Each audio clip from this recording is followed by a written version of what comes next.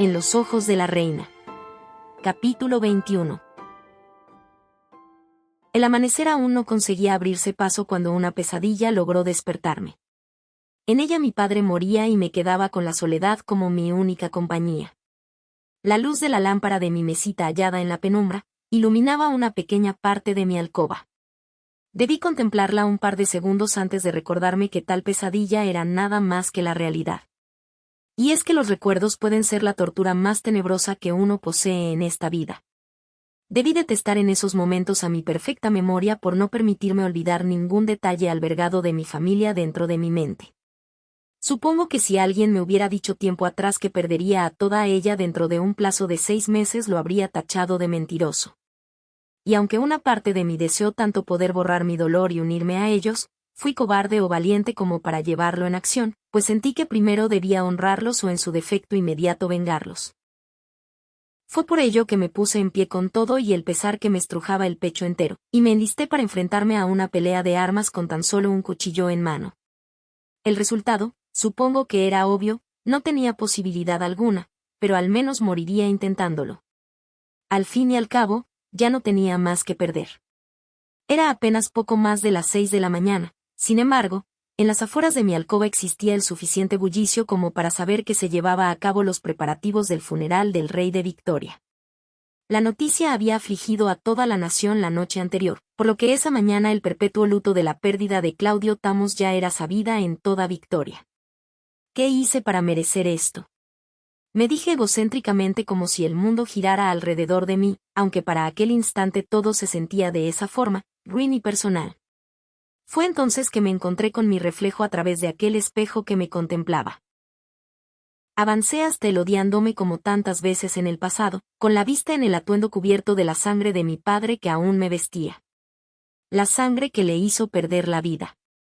Estaba dispuesta a destrozar aquel objeto con la lámpara que tomé del tocador, de no ser que en ese mismo momento la puerta fue tocada, se abrió y casi de inmediato se reveló la silueta en la antesala de Magnolia, quien dejó muy atrás sus acostumbrados vestidos púrpuras y violetas, y lo intercambió por uno gris como el luto que ameritaba el día con una faja azul oscuro, honrando los colores de la nación por la pérdida de su rey.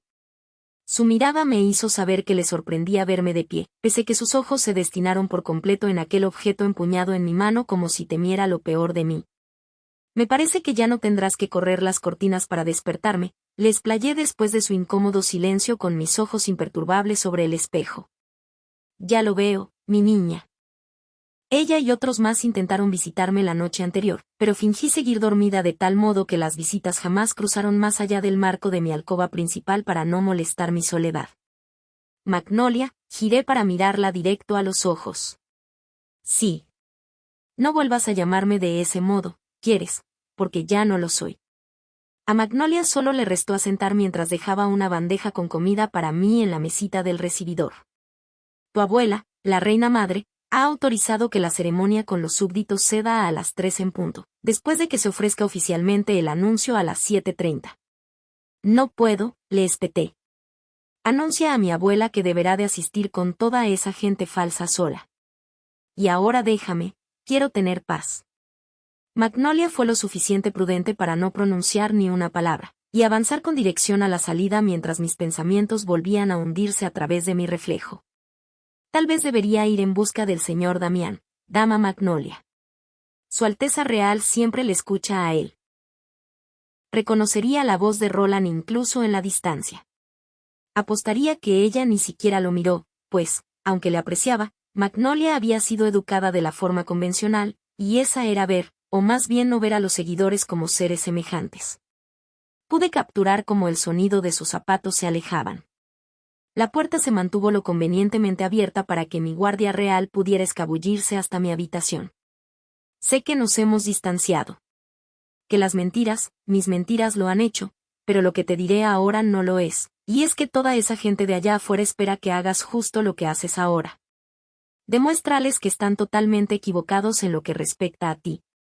Y no pido que hagas esto por ellos, ni siquiera por ti, sino por nuestro rey. Tu padre merece que yazca presente a alguien a quien realmente a él le importaba. Merece que esté a su lado la única persona que de verdad le amó hasta su última respiración, su hija. Aquella última oración plasmó un eco sobre mi mente. Me hizo regresar a la realidad y pese que me mantenía inmóvil aún frente al espejo, cuando Ron terminó sus palabras con el pensamiento de que tal vez no habían surtido el efecto deseado, me fue inevitable el no aferrar un par de sus dedos a mi mano. Se detuvo de inmediato tras mi contacto con sus hermosos ojos grises fijados en los míos a través del reflejo, y entonces, giré a él para rendirme en aquel necesitado abrazo que me otorgaría el mayor de los consuelos. Roland se había convertido en el único recuerdo existente que poseía de aquellos viejos tiempos, y que con desesperación deseaba que regresaran de nuevo a mi vida. Lo intentó, Ron, mi padre lo intentó, rompí en llanto. Sé que pudo haberlo hecho mejor, que hay seguidores que sufren a manos de la injusticia de este mundo, pero mi padre quería cambiarlo. Sé que el tiempo nunca fue aliado para conseguirlo, pero él era una buena persona. Lo fue y me lo arrebataron. Lo sé, Ofi, lo sé, su suave voz y caricia en mi espalda eliminaron todo rencor que mi corazón le guardó alguna vez, pues era mi deseo encontrar en sus brazos consuelo ante mi incesante sollozo que le mostraba cuánto me dolía, al mismo tiempo que a él le embargaba mi sufrimiento por igual. Mojé de lágrimas su uniforme con mi rostro acurrucado en su hombro permitiendo ser totalmente vulnerable a su lado. Por un instante, le concedí ver lo vulnerable que podía ser. Ahora tú eres, no terminé la frase, ya que una parte de mí no tenía el valor de hacerle saber lo importante que se convirtió para mí desde entonces. Te salvaré de todas las formas posibles que pueda, Ofi.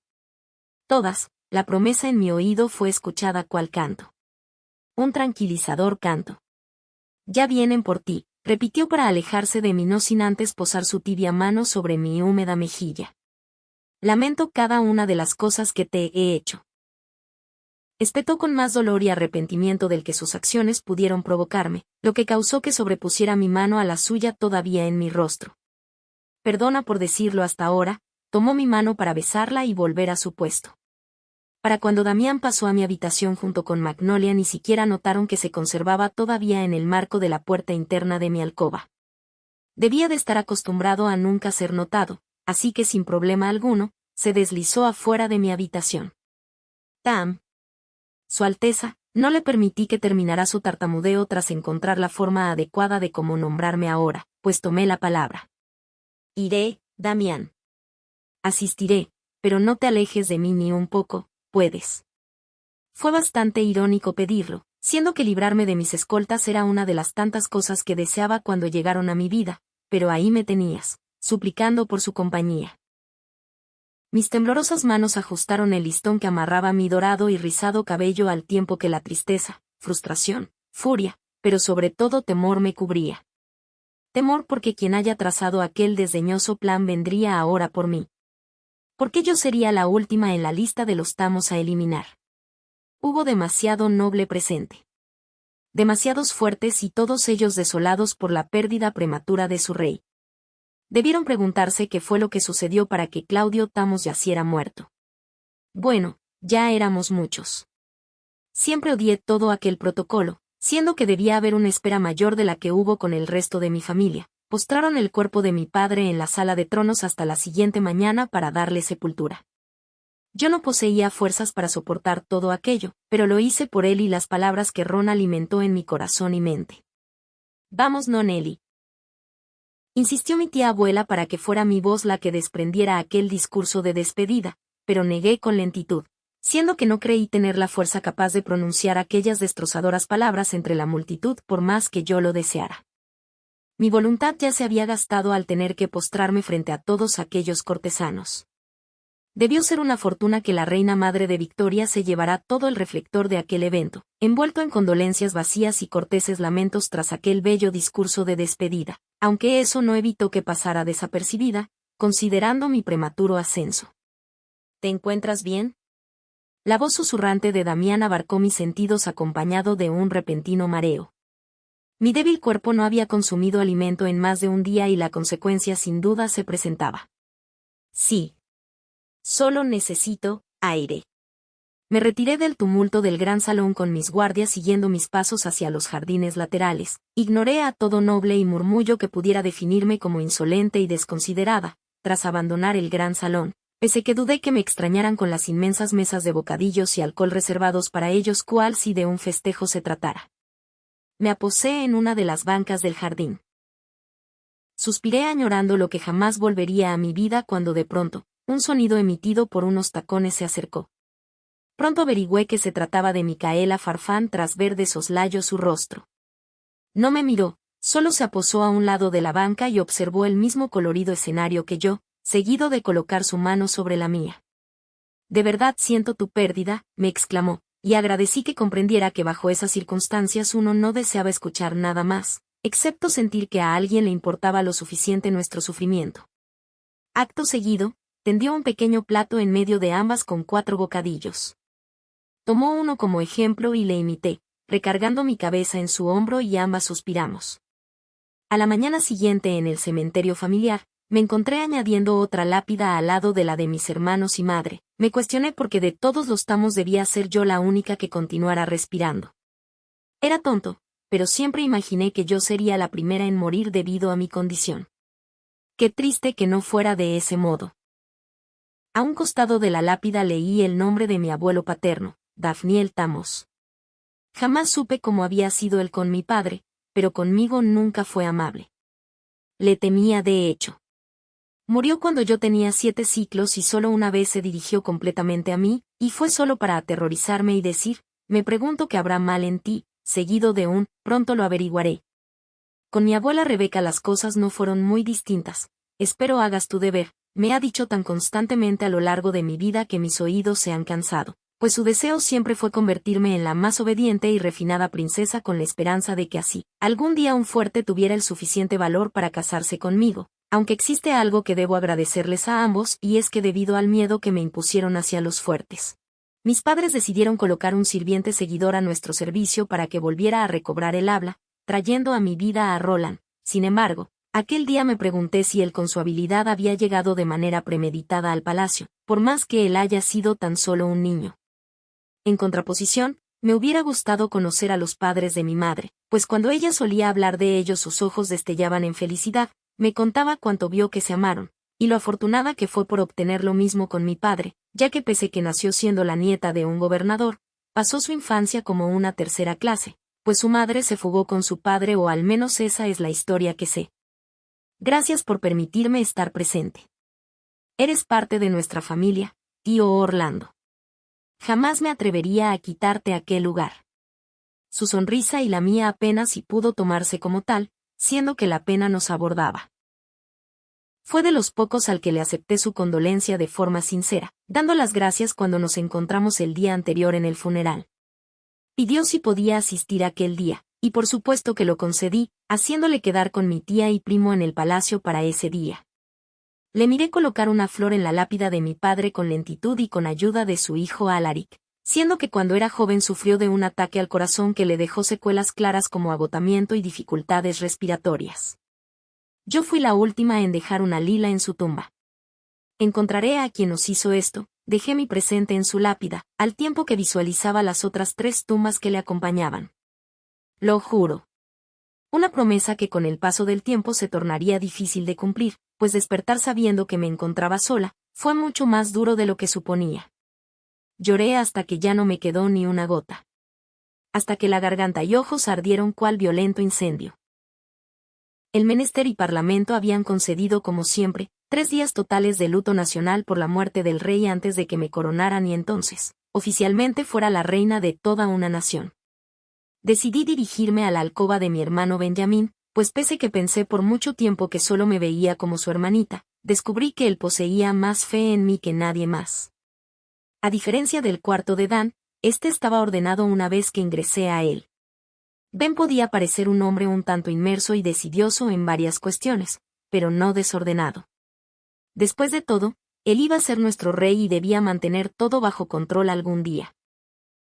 Él no poseía tantos libros en su escritorio, pues Ben jamás fue de aquellos a los que la lectura le enloqueciera a diferencia de Dan o mío, siendo que en nuestra niñez constantemente nos encontrábamos ideando el plan perfecto para engañar a nuestros tutores, y así pudiera pasarle las respuestas, ya que yo parecía recordar todo lo que él debía aprender para de ese modo ir a jugar lo más pronto posible, pues antes de que se marchara a Santiago ambos éramos inseparables. Los tres lo éramos de hecho, aunque como hermano mayor, Ben siempre me cuidó y defendió como tal desde que tengo memoria. Peleaba con cualquier niño fuerte que se atreviera a insultarme, lo cual era muy constante. Vigilaba que no vertiera ningún alimento que pudiera dañarme y dejó que durmiera también en su habitación cientos de veces. Cuando el miedo de una pesadilla me invadía, después nuestro hermanito se nos unió con el tiempo cuando ya era lo suficiente mayor para correr a nuestro cuartel como así lo llamábamos. Hasta que mi abuela exclamó que era impropio que una princesa durmiera con compañía aun si ellos eran mis hermanos. Sin embargo, eso no evitó una que otra colación nocturna. Sonreí un tanto desolada recorriendo su habitación. Observé cada detalle intacto, pues estas no habían sido perturbadas desde aquel terrible día. Pasé la mano por su polvoso escritorio notando que en él existían mapas de las fronteras de Santiago y Palma que colindan con la Nación de Libertad, junto con estrategias militares de soldados, horarios de embarques y desembarques de marina. Dentro de sus notas, encontré un par de líneas marcadas acerca de unos cuantos miles de soldados fuertes y miles de soldados seguidores que fueron activos a lo largo de 30 ciclos en el tiempo que reinó mi abuelo. Lo cual en realidad era un número muy alto, pues en contexto declaraba que hubo cerca de 45.000 huérfanos seguidores que se añadieron a sus filas en esas décadas junto con 67.000 fuertes en circulación. Sin embargo, todos ellos antes activos en todo Victoria, dejaron de servir exactamente 10 ciclos atrás, justo cuando mi abuelo dejó de reinar ante su muerte, por lo que deduje que fuera lo que hicieran con ellos hacía tiempo, fue sabido por el rey de ese entonces. Mi mente navegó tratando de recordar algo útil, pero no encontré nada, por lo que decidí llevarlos conmigo para estudiarlos más a fondo, no sin antes pasar los dedos por los elegantes y suaves trajes que mi hermano portaba. Vislumbré una armadura gris y reluciente dentro de su enorme armario por igual, así como su espada favorita, la cual era demasiado pesada para mí, pues ésta cayó tras tocarla sin poder evitarlo con un estruendoso sonido. Al intentar levantarla del suelo, logré percatarme que al fondo del armario se encontraba un par de botas alineadas a un atuendo que sin duda atrajo mi atención por la simpleza de ella, ya que tras colocarme en cuclillas y tocarlas, pude palpar y ver que se trataba de tela áspera, nada como el suave algodón del resto de nuestras vestimentas. Era muy similar al vestido que yo portaba para ir a Gelú. Al parecer, todo indicaba que no era la única que gozaba de escapadas a pueblos adyacentes. Ambos compartíamos una curiosidad similar por el mundo que nos rodeaba. Algo en común que no supe hasta entonces. Tras querer tomar aquel disfraz, un fuerte sonido en seco resonó sobre la madera que me alertó de la caída de algún objeto, y al estirar mi mano en aquella parte oscura del sitio y llevarla a la luz, descubrí con impacto lo que era, pues aunque nunca vi ni mucho menos poseído una, comprendí bien lo que era. Un revólver. Tanto él como yo, contemplábamos que poseer un arma de ese estilo estaba estrictamente prohibido, pues incluso para los fuertes este era un delito, ya que después de toda la muerte generada por nuestros antepasados en la guerra perdida a finales de la Segunda Era, decidieron almacenarlas y eliminarlas. Fue por eso que las dagas, cuchillos, espadas e incluso flechas, eran las armas inmediatas de combate, pero ¿cómo consiguió una? Traficante sin duda alguna, aunque sí mi hermano pudo tener una, que no me hacía pensar que los rebeldes no pudieran obtener una por igual. Una con la que pudieran matarme. Escalofríos rodeó mi espina dorsal con tal pensamiento. No me tomó mucho decidir esconderla debajo de mi bata de dormir no sin antes notar que radicaban 2 balas dentro. Mi primer pensamiento fue que debía aprender a usarla al mismo tiempo que esperaba que Ben poseyera aquello por únicamente diversión y no por temor. Después de ello, recordé el motivo de mi visita a su alcoba y es que ese día sería su festejo número 20 de estar vivo. Caminé en dirección a la ventana más próxima, retiré la cortina y miré el hermoso jardín envuelto en tonos naranjas, rojos y una que otra rosa como de costumbre, ya que la infección lo modificó todo en este mundo, pero incluso con ello, continuaba. Feliz 20º ciclo, hermano, suspiré al caluroso viento del primer día de verano, mientras comprendía lo distinta que mi vida se volvería a la mañana siguiente. Reina. Mañana sería la reina de Victoria.